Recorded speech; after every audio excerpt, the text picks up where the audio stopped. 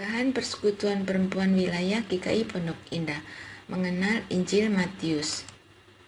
Kamu telah memilih. Matius 26 ayat 17 sampai 29.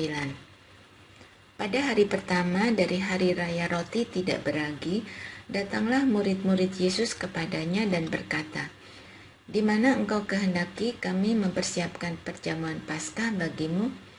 Jawab Yesus, "Pergilah ke kota kepada si Anu dan katakan kepadanya, pesan guru, waktuku hampir tiba. Di dalam rumahmu lah aku mau merayakan Paskah bersama-sama dengan murid-muridku." Lalu murid-muridnya melakukan seperti yang ditugaskan Yesus kepada mereka dan mempersiapkan Paskah. Setelah hari malam, Yesus duduk makan bersama-sama dengan ke-12 murid itu. Dan ketika mereka sedang makan, ia berkata, "Aku berkata kepadamu, sesungguhnya seorang di antara kamu akan menyerahkan aku." Dan dengan hati yang sangat sedih, berkatalah mereka seorang demi seorang kepadanya, "Bukan aku ya Tuhan?"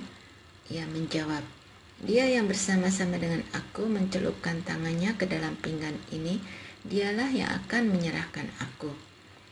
Anak manusia memang akan pergi sesuai dengan yang ada tertulis tentang dia. Akan tetapi, celakalah orang yang olehnya anak manusia itu diserahkan. Adalah lebih baik bagi orang itu sekiranya ia tidak dilahirkan." Yudas yang hendak menyerahkan dia itu menjawab, katanya, "Bukan aku ya Rabi." Kata Yesus kepadanya, "Engkau telah mengatakannya."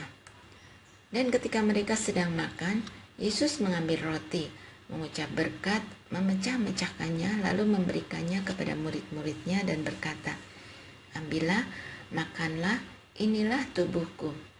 Sesudah itu ia mengambil cawan, mengucap syukur, lalu memberikannya kepada mereka dan berkata, "Minumlah kamu semua dari cawan ini, sebab inilah darahku, darah perjanjian yang ditumpahkan bagi banyak orang untuk pengampunan dosa.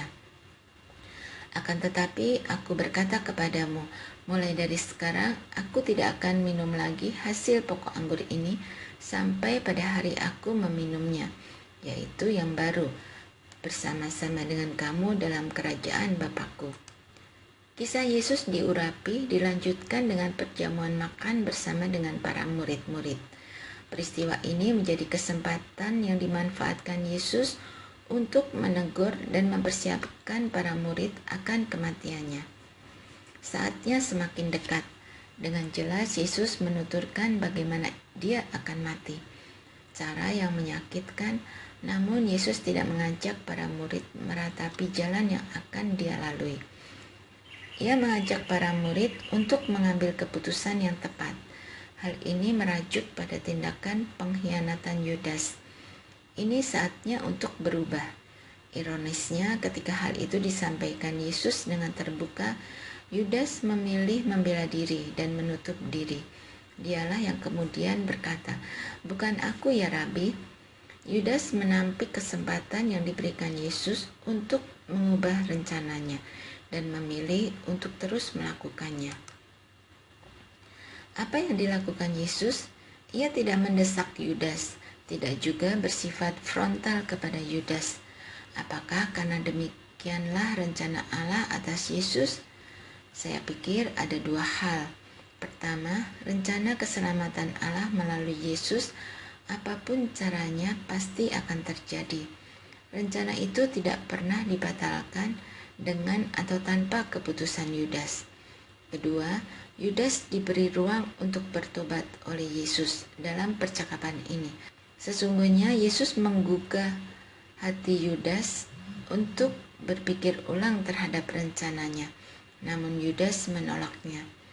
Tindakan Yesus selanjutnya sangat menyentuh dan menjadi peragaan nyata dari kasih Allah yang tak terbatas. Kasih Allah yang merangkul semua orang berdosa. Yudas, saya, dan saudara. Yesus makan bersama satu meja, bahkan bersama Yudas yang akan menyerahkannya. Kejahatan dibalas dengan kebaikan, kasih, dan penerimaan. Inilah kasih Allah yang sesungguhnya. Kasih yang seringkali terdapat di selami manusia ketika manusia sibuk menghakimi yang lain sebagai pihak yang berdosa. Harus dihukum, dikucilkan, tidak boleh terima pelayanan gereja ini, itu. Namun, perhatikan apa yang dilakukan Yesus. Ia memberi roti dan anggur. Ia makan bersama di meja yang sama dengan Yudas. Kasih yang hanya dapat memutus mata rantai kemarahan, kekecewaan, dan kebencian. Diskusikan. 1. Pernahkah saudara mengalami pengkhianatan dalam hidup saudara? Apa yang saudara lakukan? 2. Tindakan makan bersama dengan orang yang melukai adalah tindakan pemulihan yang dilakukan Yesus. Tindakan pemulihan apa yang saudara lakukan kepada orang yang pernah melukai saudara? Doakanlah. 1. Kesediaan untuk diubah agar keputusan salah dapat diperbaiki. 2. Kesediaan untuk berinisiatif berrekonsiliasi.